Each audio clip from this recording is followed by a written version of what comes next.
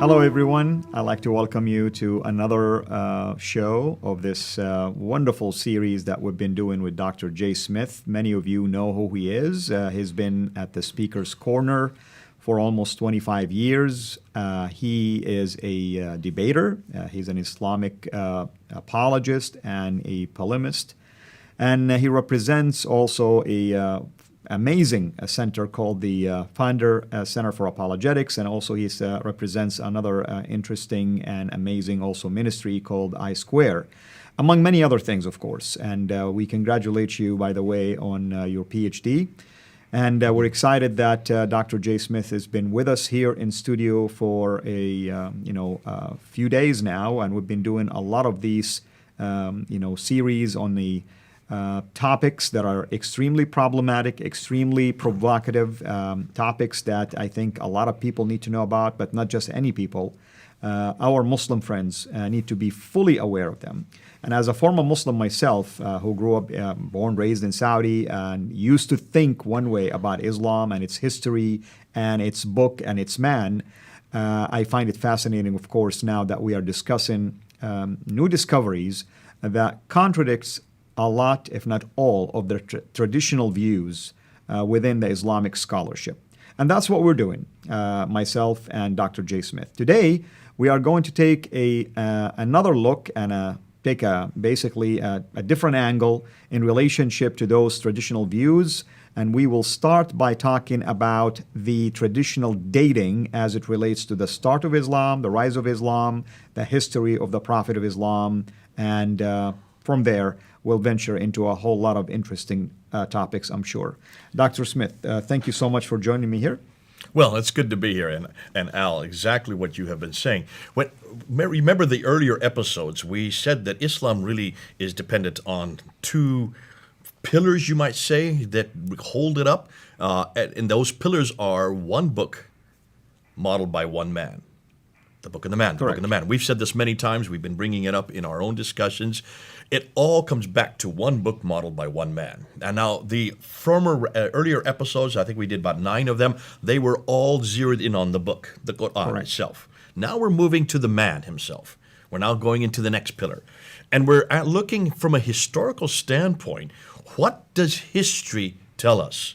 And this is why it will be damaging. And we're warning Muslims right up front. This is not going to be easy to listen to. We do not apologize for this. This has already been done against our book and our man. For 150 years, we've had these same questions.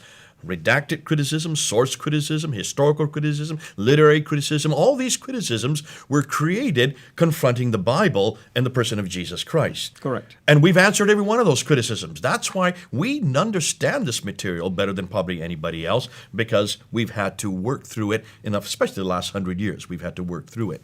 Now we're taking that edifice, all those criticisms, and bringing them over to Islam, and asking the same questions that have been asked of our Bible, we asked of the Qur'an. We did that in the previous episodes. The same questions that were asked of Jesus Christ and how Christianity began, we are now moving to the person of Muhammad and Islam and Mecca and these areas. How did Islam really begin? And these are the questions we're going to do in these episodes. Now, to do that, we need to look and see what they say. And the Muslims are very clear that they have what they call the classical account. That's correct. Let's look at the screen, and you can see the dates that are there. So let's start with these dates. This is what you hear in every school, in every, I don't know of any other college or university in the world that has any other story but this story that we're going to show here. That the story is, the narrative is, Muhammad was born in 570. Correct. Okay? No one's ever doubted that. That he was born in a place called Mecca. No one's ever doubted that.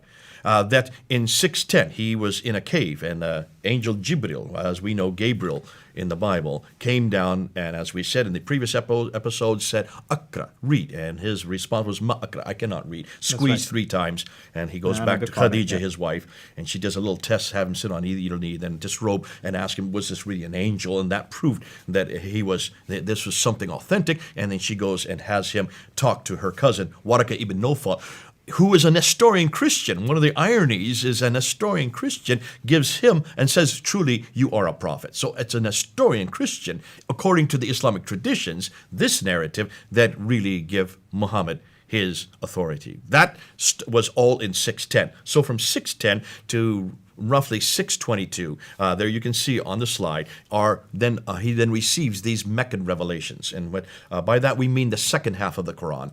That's right, and it's very distinguishable, of course, in style and format and everything else. How is it distinguishable? I mean, it's known to be short, poetic rhymes. A lot of young Muslim kids, usually start there and by memorizing. And most of the Meccan material we can accept. There's not too much that we would have a problem with. That's right. God is up here, man is down here. Correct. God does not enter time and space. There's nothing between God and man. So he needs these intermediaries called these Rasuls, these Nabis, and many of the stories there are about biblical characters. They're not the same stories you and I have, and they do not equate with the Bible as we talked yesterday. That's correct.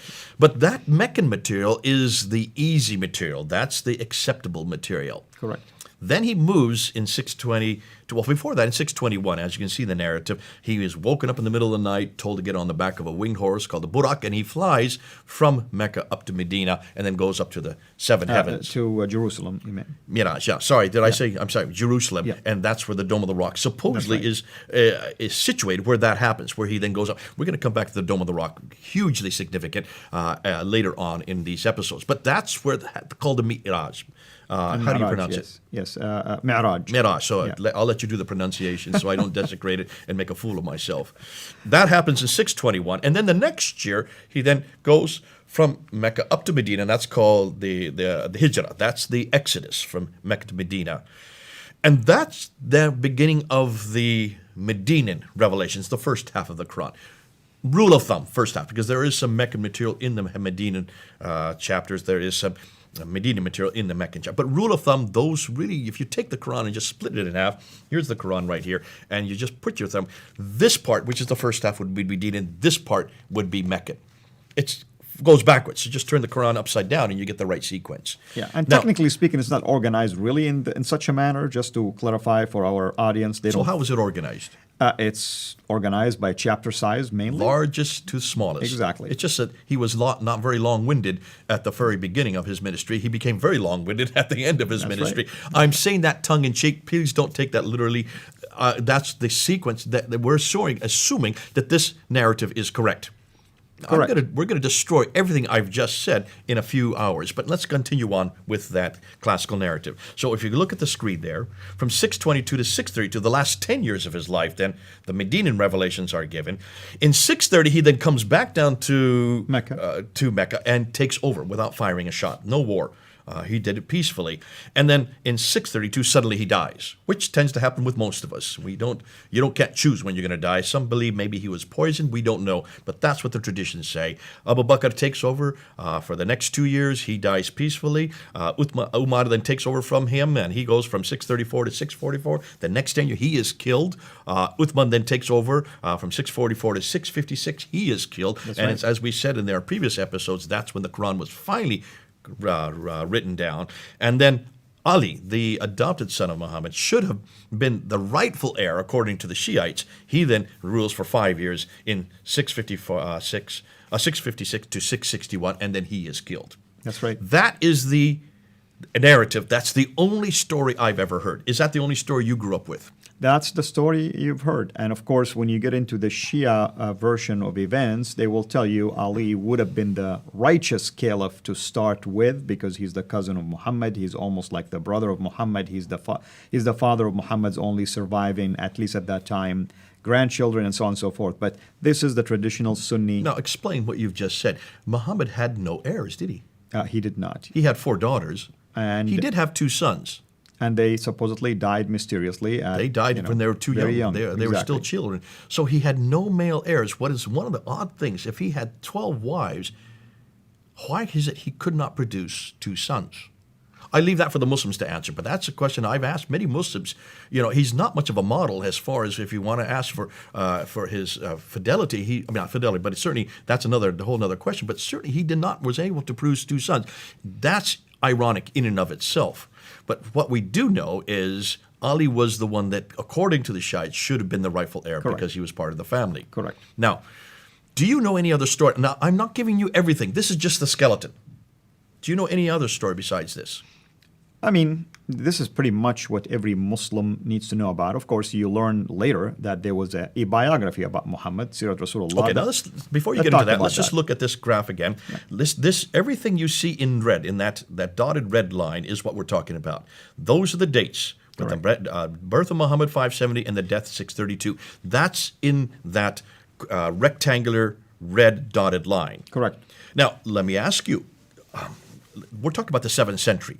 Certainly, that story, that narrative of Muhammad's life, what he did, how it happened, how Islam really began, how the Qur'an was finally tabulated, all that should have been written down by someone who was there, right?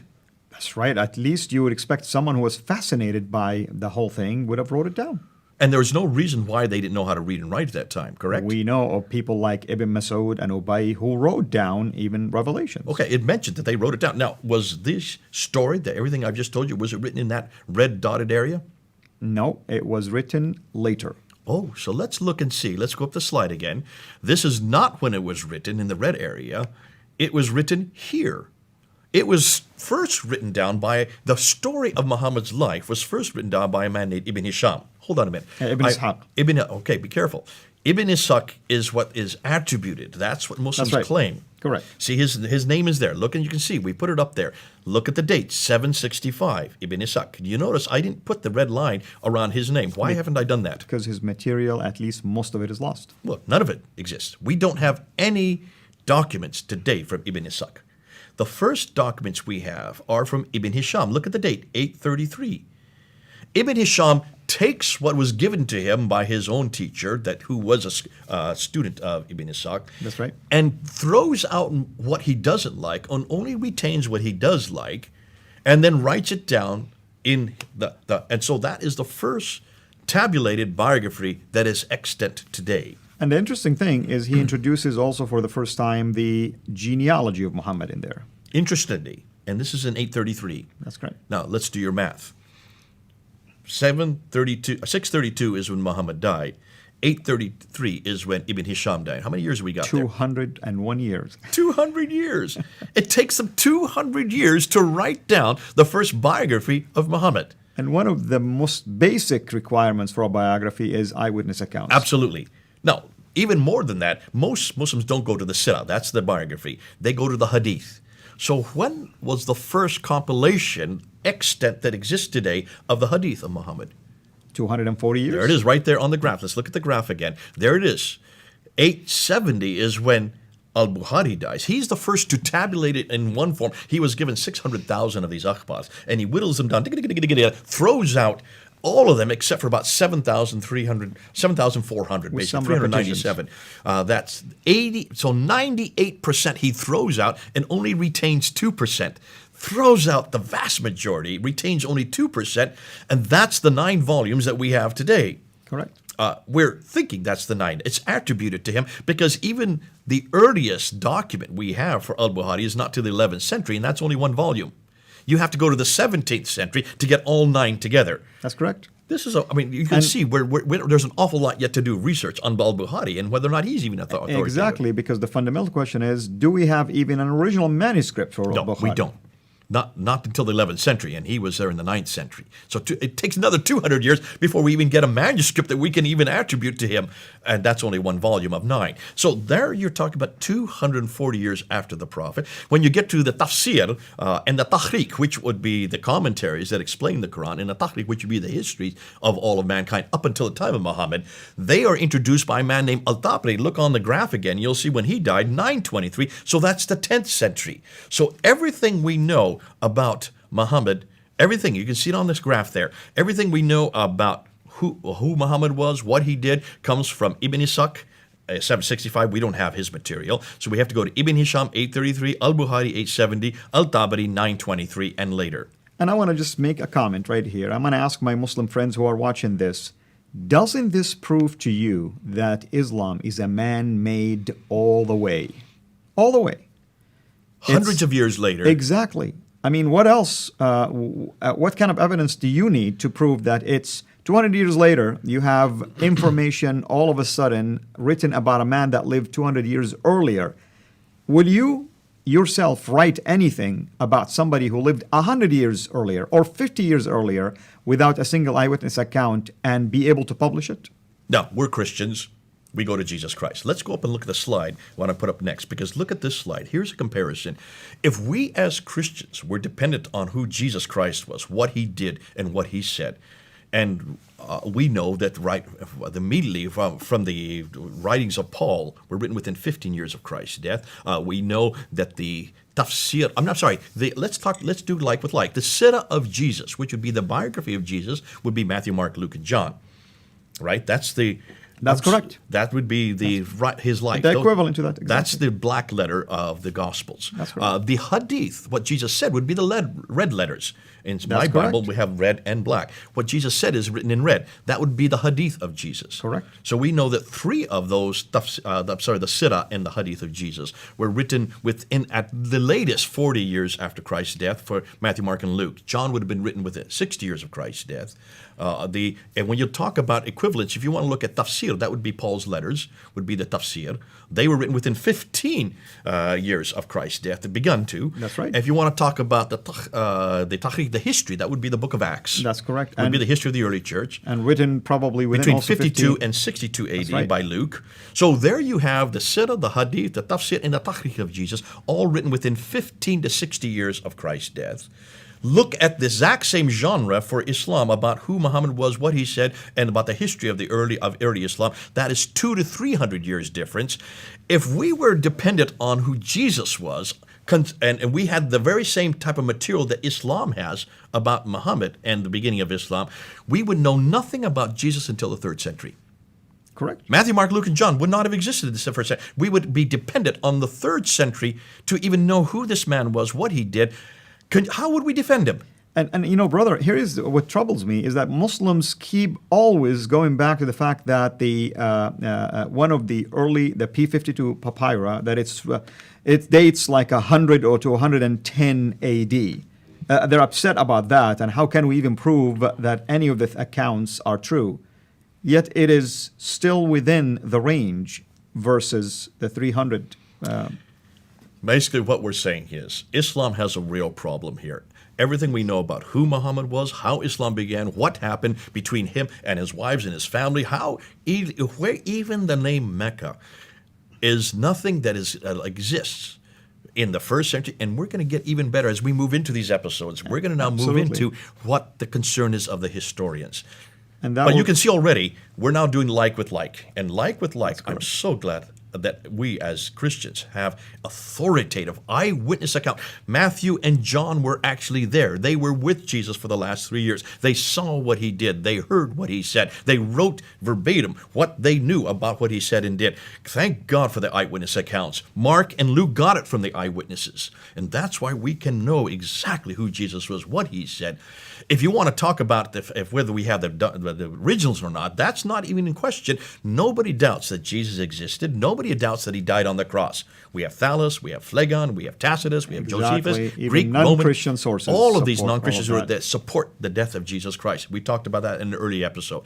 When you look at what we have historically versus what Islam has historically, there's no comparison, but it gets much worse. We're going to show you now what we're now finding, because everything we know is from the 9th and 10th century. That's 200 to 300 years later. Wouldn't you like to go back to the 7th century? Absolutely. We're going to do that in the next episode. And with that in mind, as you can see now, I'm speaking to my audience, why this is a very rich material that we do not want to do it disservice by just cramming it all up in one episode. So we're going to have multi-parts of this particular series. Thank you so much, Dr. J. And until we meet again in part 2, have a blessed day. Thanks for watching. Make sure to like and subscribe so that you don't miss future videos. And please consider becoming a patron on patreon.com/CIRA International.